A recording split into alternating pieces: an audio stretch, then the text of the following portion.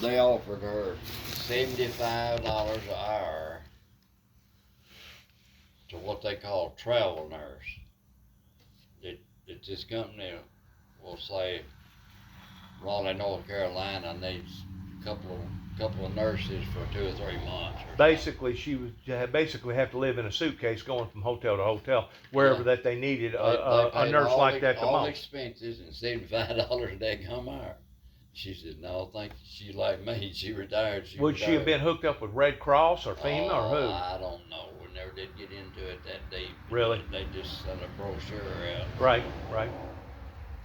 But how many lives do you think that you actually took a part in saving that wouldn't have been saved if you didn't partake in that I don't know. in that business that you was in? Think it was over a dozen? That you saved? Yes, sir. Oh, Lord. That would have died if you didn't pick them up and take them to the hospital real quick. Probably hundreds. Probably more like hundreds. Yeah. People that Gibson County's got an ambulance in Bradford, Dyer, Trenton, Humboldt, and Milan. 5 spread out all over the county instead of having them sit in one place. And really? Take a half hour to get to where you're going. Gotcha. Most places they'd be there. And their headquarters though is in Trenton, right? Up there where the courthouse is. Yeah, it still is. Yeah. But yeah, there's probably. Did you ever know an old boy up in Kentucky by the name of Matt Walker? He was in all that stuff that you're talking about, in the hospital stuff. The boy that run the newspaper in Dresden was over Weakley County. Can't think of his darn name neither. Was he from up in that area? Dresden. Well, they run the newspaper. Well, the guy I'm talking about was up around Fulton, Hickman. Yeah, up around in that area. Everybody and their brother knew him up in that area. Because he was such a good. If I seen him. He was such a good. What would you call them? EMs? Yeah, EMS. EMS. Well, I wanted to tell you a little bit about my story. If you got time to listen to it. I'm about to go pretty daggone quick. Are you? Where are you going? To the bathroom. Well, why don't you go into the bathroom and come back? I'll I'll sit right here and wait on you. That's all right. I need to get back in the house out of this heat anyway. Well, what I was going to tell you is that God has spared my life many, many different times. At the age of 2 weeks, I had a polycystic kidney, and they operated on me up at St. Teresa's Hospital, and my parents didn't want to take me home. They didn't want to become too attached to me, thinking that I wasn't going to make it, or that there was a good possibility that I wasn't going to make it, and they kind of discussed it between themselves, and it's like, well, we just rather than just stay in the hospital up here at St. Teresa's Hospital. That way, where's that way we won't get too affectionately close to him. Yeah, that way, if he does pass away, it won't be quite as hard on us. Won't hurt as bad. Won't hurt as bad. That was their theory in behind it. Well, they operated on me at the age of 2 weeks, and it was a success. Good. I made it. I see that. Which was kind of unprecedented at that time in 1961 to operate on an infant like that. Where was that at? That was up in northern part of Chicago. Oh, okay. Yeah, up north. I'm pretty sure in 1961 they wouldn't even thought about doing nothing like that in Tennessee, would have they? I've hung out around Chicago quite a bit. Oh, did you? Yeah. This was up in the Antioch area, north of the Ohio River. I mean the O'Hara Airport, up around Round Lake, Fox Lake. I never was up in there. That's where we was raised. That's where we. I usually in the southern part of it. But down around Joliet or. Yeah, well, in Chicago. I live in Hammond, Indiana. You did? You know where that's at, I guess. Oh, God, the crime has taken that right area around the lake. Calumet City, Illinois, and Hammond, Indiana, joined. Crime city. State line street just separates the That's two Michael states. Jackson's territory up in there. Gary, Indiana. Michael Jackson's territory. Yeah. I was there when he was. But anyways, at the age of 4, we had this 2-story house, and I was upstairs. That was right there at Round Lake. And I was just inquisitive. I was an inquisitive little old kid that, was like any other little kid. and I stuck some keys into this electrical socket, and it didn't Oh. do nothing. And stuck some keys into the other side electrical socket, and it didn't do nothing. And I thought, well, I'm gonna be a wise guy. I'm gonna keep this one key in there while I plug this other key up on this. Oh man, did it ever light me up? I mean, it burnt my hands real bad to the point that I had to walk around with the impression of keys, burnt insignias in my hand, and plus I had the taste of copper in my mouth. I tell you how bad it was. It blowed up the 30 amp fuse, the old screw-in 30 amp fuse, because they didn't have breakers back then. Or if they did, this house wasn't equipped of it. Like I said, this would have had to have been right around 1964, 1965. And it blowed the daggum fuse box up to the point that it caught the curtains on fire right there beside the kitchen. And my mama wasn't doing dishes at the time. She probably wouldn't have been able to put the fire out. It probably burned the house down to the ground. My goodness. But that almost killed me. Mm-hmm. Could have. Have you ever heard of children being killed by doing stuff like that? Well, yeah, odd stuff. Well, we moved down to Tennessee in 1967, and it was a year after that was whenever they killed that boy down here in Memphis, Martin Luther King. And I remember my father talking at the time, because I wasn't but about by that time I was probably right at 10 years old. I remember a bunch of the elderly people coming together talking about, man, this could be a civil war, because they done already broke out down in Alabama and down there in Mississippi and 2 or 3 other places up towards Wisconsin and up in Chicago. I mean, there was looting and stuff going on all over of how that they had done Martin Luther King towards killing him on that balcony. But it never did go into that far towards being like a civil war, but it could have had. It was that close. Oh, yeah. But anyways, I was going to a hay field, had a Snicker bar in one hand, a cold drink in the other, sitting on the back of one of them old Chevrolet trucks that had the like that one right there that's just got the chains holding up the tailgate. And my brother got over too far and hit a daggone pothole, and whenever it did, he hit that pothole and it just flopped me out of the truck doing about 60 miles an hour, and I come down on the highway and rolled and tumbled. Ain't no telling how many feet, but it knocked me out. I was unconscious for about 3 or 4 days. I was basically in a coma. Broke my arm, broke my collarbone, and then had my tonsils removed. That I almost bled to death. Had to go back in and get that re-sewed back up. And then got away from an abusive situation there at my house. My father was World War II drill sergeant, so I started building houses, and then I went from building houses to building high rises. And then in 1979 is whenever I fell off that 4-story building over here at A.O. Smith Building down here. Wow. And I broke both my legs and broke both my ankles in about 20 pieces apiece. I crushed 3 vertebrae in my back, ruptured 2 discs, broke both arms, laid in the hospital in Madison County, 6 weeks and 3 days, and never seen the inside of my bathroom until the day that they was carting me off. They finally put me in a wheelchair where I could see. I was in skeleton traction the whole time trying to heal back up. Oh, yeah. It just shattered everything around those ankles. Because whenever I fell, I landed right on my feet. I fell 4 floors, and they claim you gain 20 mile an hour per floor. So whenever I hit the ground, I was doing about 80 mile an hour. That's pretty fast to come to a sudden stop. Ain't it though? Even though I didn't weigh but about 140 pounds, and I was nothing but muscle, but I had a iron working belt on that added to the weight, probably another 15, 20 pounds, sleever bar, bullpen, big hammers and stuff, because I was, hanging still at the time. But needless to say, that slowed me down. I imagine. 2 broken legs and 2 crushed ankles, 3 crushed vertebrae, 2 ruptured discs. That slowed me down. A matter of fact, it took me a few years to get over that. I had to learn how to walk all over again. I had to Probably never did get over it completely. No, won't never. I had to go from being in a wheelchair, from going from crutches to a cane, to actually walking. And in doing so, that took a period of about 3 or 4 years. So I finally started working. I said, you know what? I ain't going to be just a deadhead. I want to do something with my life. I don't want to rely upon Social Security disability all my life. So I relearned another occupation that I'd already been familiar with, which was doing body and fender work, auto body work.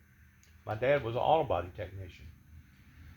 But before I did, I had another close encounter of death, and this one rattled me. You would think falling off of a building, you would think falling out of a truck doing 60 mile an hour, you would think being operated on or being electrocuted to death and going all the way back to the age of 2 weeks, you would think that some of that stuff would have rattled me, right? Well, I still hadn't been rattled. I had made a commitment with God, but I had given up that commitment with God. And I made another commitment with God. And the reason why is because in today's society, we have something today like your generation only took a part of that now has invaded our country. And you know what that is? Drugs, chemicals. See, they didn't have no chemicals and drugs in Jesus' time. He still had temptations, but he didn't have the type of temptations that you and I have. And some of these kids today that's raised up in these schools, the peer pressure that's on them, there goes an ambulance right there. It ain't got lights on or nothing. But these kids that's involved in this peer pressure today, I don't see how that they stand it. The way that the girls dress and the way that they flaunt around in front of you and the stuff that they allow to happen in these schools, I wouldn't want to go back and relive my life back over again in today's society. Would you? No. No way. But anyways, in 1983, I had a 1979 Buick Regal. It was blue with a turbo V6. That thing would run like a freaking haint. And I was coming back from Kenton, and I wasn't paying attention. I was reaching under the tape, trying to get a cassette tape. I was trying to listen to some music, and I wound up deviating and going off into a ravine. And whenever I went down into the ravine, oh man, it tore that vehicle all up. I mean, the front nose was all up, and I realized at that time that I was in big hot water because I didn't have no driver's license at the time. My driver's license had been taken from me because I had a lead foot. I had a lead foot, got too many tickets, and I basically cursed God. I cursed God, and I said, God, you have brought me into this world. Why are you doing this? I cursed him, and I said, why are you doing this? You have brought a curse into my life. I said, throughout all my life, I've went through this, and this. Had an abusive World War II drill sergeant that abused his whole family. Had to quit, had to drop out of school because of it, because it set me back. Had to farm sometimes 11, 12, 1 o'clock at night. And, things just didn't go my way. And I'm blaming God for everything. I'm throwing myself a pity party, right? I mean a pity party.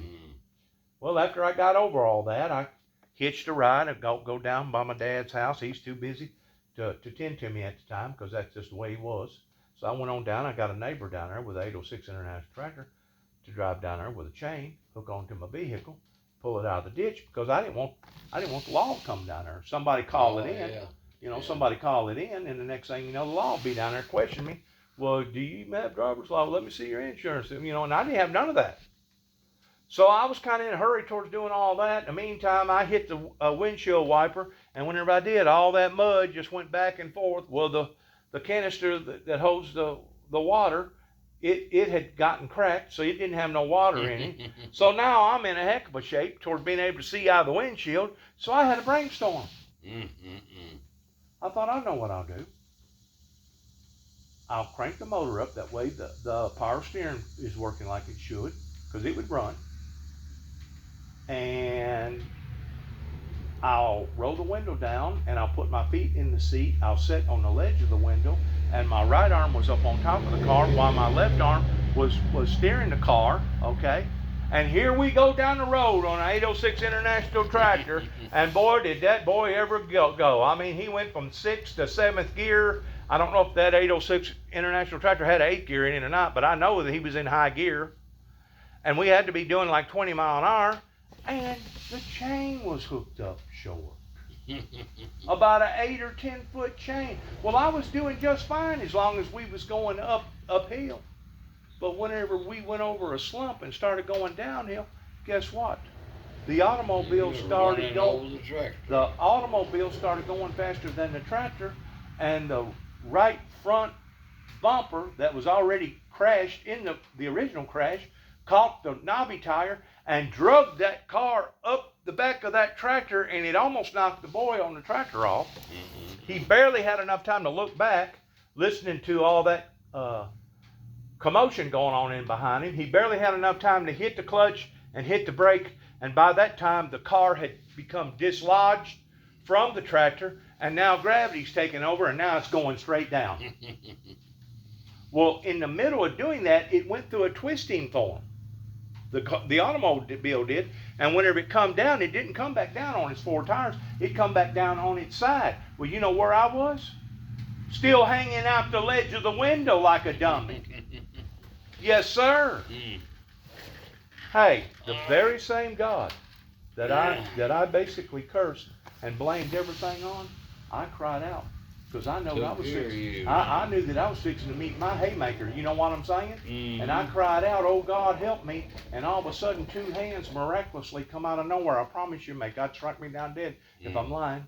That I felt the fingertips wrap around both of my wrist, and the fingertips was as cold as ice. I'll never forget it. Now you keep in mind, all this happened just within a split second. And as I'm looking up at this automobile, I feel the asphalt hit the back of my back, and I see this automobile come down on top of my torso that should have cut me completely in half, and I physically seen metal bending around my body that is scientifically impossible. And the reason why I say that, and I'm pretty sure you're familiar with automobiles a little bit, whenever they build an automobile, by law, they have to build the fuselage strong enough to where if that automobile rolls over, it won't cave in on itself. So they actually put high strength metal in that A pillar, B pillar, and the C pillar, and that includes the side pillar up there. That's all high strength steel up there. That's basically stronger than a frame. It's not as thick as a frame. It's not made out of the same metal as a frame. Actually, the metal is made better, stronger than a frame, because they don't have to use as much of it. But that boy gets off the tractor. He hurries up. The car's still on top of me. He pushes the car up enough that I take my own strength and I crawl out from underneath the vehicle, right? He looks at me and says, "Are you hurt?" I said, "Yes." "Do you want me to call an ambulance?" I said, "Yes." Oh, man. Because I knew I was hurt. Well, he runs and goes to get an ambulance. By the time he gets back over there, I'm knocked out. Well, whenever the ambulance attendant comes out there and tends to me, they had come all the way from Martin down there in Sidonia. They looked at me and they felt of my bones, and they said, "Well, he don't have no lacerations. He don't appear to have no broken bones. We're going to go ahead and take him on in just to see if he's okay." One of those iffy type deals. On the way to the hospital, about the time they got into 3 Point, you know where 3 Point is there, Martin? Yeah, I think so. Blood pressure went down. Boom. Oh, man. All the way. Oh, man. Yes, sir. 0-0. By that time, all my veins had sucked up. By the time they got me into the emergency room there in Martin, they couldn't find none of my veins because all my veins had sucked up like a water hose, right? So they cut above my right ankle right here, and they cut into that main artery that goes up and down that leg, and they started pumping blood up into me. And about 30 minutes later, I regained consciousness, and I'm laying on the gurney, and I'm looking up at a doctor from India, Dr. Sumenshaker, and he's telling me, "Son, we almost lost you. You got problems in here in your abdomen area, and we're going to have to operate on you, and you may not make it. If you got anything that you want to take care of pertaining to God, now'd be the time to do it." Doing it. Oh, man. Yes, sir. So he operated on me, cut me open from stem to stern, took out all my intestines, and what it was, all that pressure had come down on me, it busted my spleen. Good God. It ruptured my spleen, and there wasn't no way of seeing where the blood was going at that time. But man, I bled out like in 20 minutes. Yeah. 20 minutes, I bled out. Yeah. As a matter of fact, whenever I got into the hospital room, I barely had a pulse. That bad. Yes, sir. So, I don't mean to be rude, so but I'm going to get in the house. well, listen to me. He staples me up, okay? 2 weeks after that, the doctor commits suicide. Oh, no. After his people done already spent a couple $1 million on his education. The only reason why he was up in Martin, he was doing a pre-med up there, because before you get associated with a big hospital, you got to go through I think about a year pre-med to be able to prove yourself towards how good you are. Got to work with another doctor. Work with another doctor. Well, you know what happened 2 weeks after that? Because I had to go to my parents' house. The devil got my father and attacked me and tried to finish me off. Oh my goodness. Yes, sir. And if it wasn't for his brother that pulled him off of me, I may not have made it, because he was up on top of my back, beating him behind my head, kept hitting me, and his brother kept saying, Bobby, gonna kill him. And he was trying to kill me. He was trying to kill me. Oh man. So that's a heck of a story, a testimony to tell people about God is real and that He works. And He's not a God of the dead. He's a God of the living. Ways. Huh? In mysterious ways. Ain't that the truth? Because I know this. If He didn't help me during the time that I cried out, oh God, help me, You wouldn't be here. I wouldn't be here right now. I would not be here. I appreciate it. So I told you my story. Oh, yeah. I got to tell you a little bit anyway. Oh, yeah. Hey, We'll see ya. I gotta get my phone. Hang on. I got to get my phone. My phone's in there. Oh, that's right. What'd you do with it? And there's my Red Bull. Is that okay? Where's your garbage can at? Where do I need to throw that at? Oh, the Red Bull? Where's it at? Right there, Oh. the can. Where do I need to throw that at? It don't make no difference. Okay.